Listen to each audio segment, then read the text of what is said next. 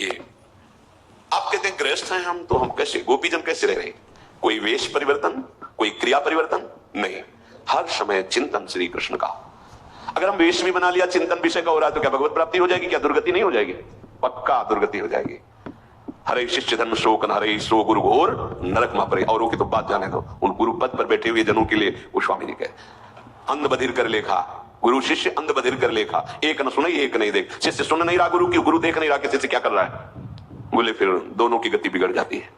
ऐसा नहीं कि आप वेश धारण किए, आपका चिंतन गलत है तो आपको भगवत प्राप्ति हो जाएगी। आप गृहस्थ वेश में आपका चिंतन भगवदाकार है तो आप जगत पावन करने वाले महात्मा हैं। चिंतन, गोपीजन सब कार्य करते हुए चिंतन। कभी कभी ऐसी तन्मयता हो जाती थी कि क्रिया का बोध ही नहीं रहता था। क्रिया हो रही स्वाभाविक, दही बेचने जा रहे हैं, ये क्रिया है, उसका बोध ही नहीं कि मैं दही बेचने जा रही। बुला रहे हैं कि कोई दही ले ले, भाव तो क्रिया का ऐसा आना चाहिए, पर वो बोल रहे हैं कोई गोविंद ले ले, कोई दामोदर। क्यों? मुरारी पादार्पित चित्त वृत्ति। तभी इन परमहंसों की पूज्या गोपीजनों के समान कोई भक्त नहीं कहा गया, पूज्या गोपीजनों के समान कोई भक्त नहीं कहा गया, कोई प्रेमी नहीं। और ज्ञान, परम ज्ञान है गोपीजनों को। गोपी गीत में पढ़ के देखो, नखल गोपिका, कई ऐसे श्लोक हैं जिनमें गोपीजनों को बोध है कि सर्वतंत्र आत्मा में विराजमान मेरे श्री कृष्ण ही ब्रह्म है। उद्धव, वही प्रीति अनन्य मानी जाती है जिसमें किसी और की शुद्धि न रह जाए। उपदेश कर आए थे, उपदेश देने, सुन रहे उपदेश। उद्धव सोई प्रीति अनन्य, सोई जन्म सफल, जेहि कबहू आवत नहीं सुधि अन्य। यहां दुर्दशा है, अन्य शुद्धि के सिवा और कोई शुद्धि ही नहीं रह गई। अन्य शुद्धि शरीर की याद, शरीर की क्रियाकलाप, शरीर के भोगों की, इसी में फंसा हुआ है। हम अपने को कहते हैं हम अमुक हैं, अमुक हैं। देखो, ईमानदारी जब देखी जाएगी तो वही जैसे मौसम कौन कुटिल कलकामी, अपने आप दैन्यता आ जाएगी। ईमानदारी से देखो, वही अनन्य भक्त है जिसकी हृदय में प्रभु की शुद्धि के सिवा और कोई शुद्धि न रह जाए। जैसे एकादशी स्कंद में का त्रिभुवन की राज्य लक्ष्मी देने पर भी आधे पल के लिए जो अपने प्रभु का विस्मरण नहीं करता, वही महाभागवत है। अपनी दुर्दशा देखी जाए हृदय में, क्या हम इस कसौटी पर हैं? नहीं, व्यर्थ में जी रहे हो। चलो, गृहस्थ धर्म में भूल हो सकती है, लेकिन विरक्त धर्म में कैसे हो सकती है? क्योंकि हमारा तो एक ही कर्तव्य, भजन। 24 घंटे निरंतर भगवदाकार वृत्ति करने के लिए ही तो हम विरक्त हुए हैं। अगर ये चूक हो रही तो इसे बर्दाश्त मत करो, बहुत बड़ी चूक है। ये ऐसी जगह गिरा देगी जो हमारा सर्वनाश, जुड़ जाएगा हमारे जीवन से सर्वनाश। बालू का बांध है विरक्त का जीवन, बालू का बांध। अगर कहीं से भी छेद हो गया तो पूरा पानी निकल जाएगा, वहां से रोक नहीं सकते। ऐसे ही पूरे जीवन की ऊर्जा शक्ति नष्ट हो जाएगी। बहुत सावधान। अन्य चिंतन ही हमारे लिए पाप है, विपत्ति है। कहे हनुमंत विपत्ति प्रभु सोई, जब तो सुमिरन भजन, हानि हरिवंश के नाम अंतर परे, लाभ हरिवंश। ये कहां चलता है कि आप कभी अपने से प्रश्न करो, तुम कौन हो? तुम्हारा उद्देश्य क्या है? क्या करने आए हो? क्या तुम्हारा अंदर का चिंतन है? क्या लक्ष्य है? भजन विहीन सेकंड बेकार हमारे जीवन को। सेकंड मिनट तो बात जाने दो। ये अगर अभी अभ्यास नहीं करोगे तो फिर आप ये ना सोचो कि हमें कल्याण होना, ये सब बातें कोने पे रखी हैं। हमें नहीं चाहिए कल्याण, हमें चाहिए हर क्षण अपने प्रभु की मधुर स्मृति। प्रेमी जन अभी क्या सुना, कह रहे हैं, तहां न प्रवेश करन पावत को विधि हर सुर सिर मोर, सुख दुख भुक्ति मुक्ति नहीं ज्ञाना ज्ञान। इनका कहीं प्रवेश ही नहीं है हमारी स्थिति का। किसके लिए हम अपना समय बर्बाद कर रहे हैं? क्यों? गृहस्थ में तो उसके बहुत कर्तव्य, भूल हो जाती है तो समझ में आता है, नाना कर्म है, नाना विचार, नाना ये चिंता है, वो अभी नहीं पहुंच पा रहा अपने भाव को। लेकिन विरक्त मार्ग में चलने पर यदि भगवत चिंतन नहीं हो रहा, तब तो मानो बहुत बड़ी हानि हो रही। अगर आप गृहस्थ धर्म से वृंदावन धर्म में आ गए, प्रेम मार्ग में, तो आपके लिए लागू है ये बात। एक क्षण के लिए भजन कैसे छूट सकता है? हमारे तो बार बार प्रश्न आता है, कैसे भजन कैसे छूट सकता है?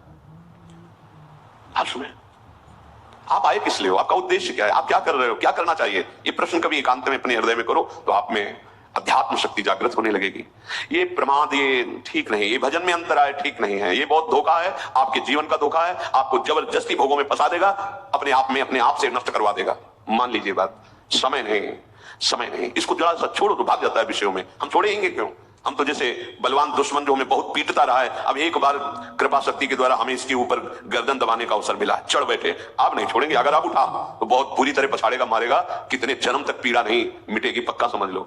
दब गया है दुश्मन जो हमें काम क्रोध लोभ मोह मद मत्सर मारते रहे, इस मन का सहयोग लेके गुरु कृपा से आज दब गया है। महाबली नाम हमें मिल गया है, सच्ची मान लो। आप जब तक निर्विकारता नहीं, जब तक स्वयं भजन का स्फुरण नहीं, तब तक चैन मत लो। फिर देखना आगे भजन करना नहीं पड़ता, केवल स्वाद लिया जाता है। चल रहा है, सुन रहे, देख रहे, डूब रहे, समय बर्बाद मत करो। सोई जन्म सफल, जेहि कबहू आवत नहीं सुधि अन्य। वही जीवन सार्थक हो गया। अब अन्य स्मरण ही नहीं रह गया। यहां प्रभु का स्मरण नहीं, अन्य सब स्मरण बना हुआ है। राग द्वेष की धरा में जी रहा है उपासक। नहीं नहीं, ये तो संसारी पुरुष का लक्षण। राग द्वेष की धरा नहीं, बहुत सावधान। हमरे प्राणनाथ मनमोहन, हम सो उनकी प्रीति, तुमका जानो या रहस्य को, ये निपट अटपटी रीति। उदो, हमारे प्राणों के नाथ तो श्याम सुंदर है, बस एक प्रीति हमारी उन्हीं के चरणों में। स्थिति वर्णन कर रहे, तुम क्या जानो, ये प्रेम की अटपटी रीति है, ये बड़ा रहस्य है। इसलिए बोरी सखी कहती है, ना काहू सो बोली बो, ना कोई व्यवहार, बस अपनी कुंवर किशोरी को जियत निहार निहार। तो तुम्हें किशोरी जी नहीं दिखाई दे रही, तो राधा नाम तो दिखाई दे रहा है। इसी में भरा हुआ है पूरा नित्य विहार। विश्वास कर लो, इसी राधा नाम में पूरा का पूरा वृंदावन का नित्य वैभव और अध्यात्म की सबसे बड़ी ऊंचाई, प्रेम, सब कुछ समाया हुआ। मान लीजिए, प्रार्थना मान लीजिए, आप राधा नाम को देखिए, जियत निहार निहार, और जिह्वा से उच्चारण कीजिए। फिर हमें बताना, लोक परलोक की सारी चाहें और जिनको तुम जानते भी नहीं हो, वो अध्यात्म शक्तियां आप में जागृत हो जाएंगी। पर हमें तो फुर्सत नहीं है विषय चिंतन से, संसारिक चिंतन से, देह सुख से। कैसे राधा नाम में हम प्रीति करें? हे उद्धव, तुम क्या जानते हो इस रहस्य को? ये प्रेम का मार्ग बड़ा अटपटा है। बिरह बिकल ये देह दूबरी, दीखत गत लावण्य, सुधानंद सागर ही लहरत, विकसित नित तारुण्य।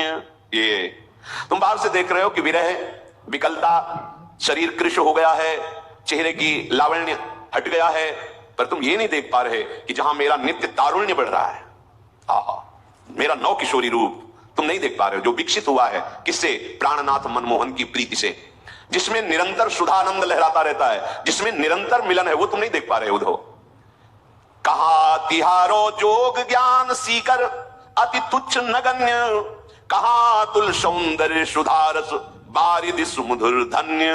उद्धव, तुम्हारा ज्ञान हमारे प्रेम समुद्र के आगे एक सीकर है। सीकर कहते हैं बूंद लेके ऐसे पटको, उनमें जो कण निकलते हैं उसे सीकर कहते हैं। ये गुरु गोपी हैं। क्या करें, तुम्हारा जो ज्ञान विज्ञान है वो हमारे प्रेम समुद्र के आगे एक सीकर है। कहां तिहारो जोग ज्ञान सीकर, अति तुच्छ नगण्य, कोई हमारे यहां गणना नहीं। ब्रज गोपी कह रहे इसकी कोई गणना नहीं तुम्हारे ज्ञान की। मैं देह नहीं हूं, मैं आत्मा हूं, तो अपना ज्ञान रखो। ये अतुल सौंदर्य है, ये प्रेम सुधारस बारिद समुद्र, ये सुमधुर धन्य कर दिया, हमको धन्य कर दिया। तुम्हारे ज्ञान की अब जरूरत नहीं। निरंतर भगवत स्मृति हमारे मानव जीवन का परम लक्ष्य है। बीत गया जो श्वास, जो समय, वो दोबारा तुम्हारे जीवन में नहीं आएगा।